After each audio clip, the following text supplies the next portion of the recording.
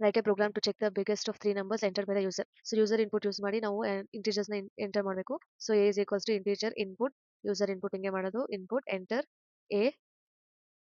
ಅದೇ ಥರ b is equals to integer input enter b. So ನಾವು ಇನ್ಪುಟ್ ಮಾಡಿರೋ 3 ವ್ಯಾಲ್ಯೂಸಲ್ಲಿ ಯಾವ್ದು ಎಷ್ಟು ಅಂತ ಕಡಿಬೇಕು. So integer input enter c. ಇವಾಗ ಇಫ್ ಎಲ್ ಸ್ಟೇಟ್ಮೆಂಟ್ ಯೂಸ್ ಮಾಡ್ತೀವಿ ನಾವು. If A is greater than B is greater than C, print A is the biggest number. ಯಾಕಂದ್ರೆ ಎ ಬಂದ್ಬಿಟ್ಟು ಬಿ ಮತ್ತೆ ಸಿ ಗಿಂತ ದೊಡ್ಡದು. So a is the biggest number. ಅದೇ ತರ ಎಲ್ಸ್ ಇಫ್ ಇದು ಇಲ್ಲ ಅಂದ್ರೆ else if. So B is greater than C is greater than A.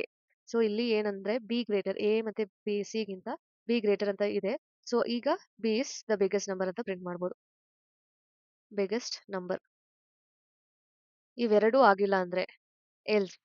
ಇವೆರಡು ಸ್ಟೇಟ್ಮೆಂಟು ಓಕೆ ಆಗಿಲ್ಲ ಅಂದ್ರೆ print C is the biggest number. C is the biggest number.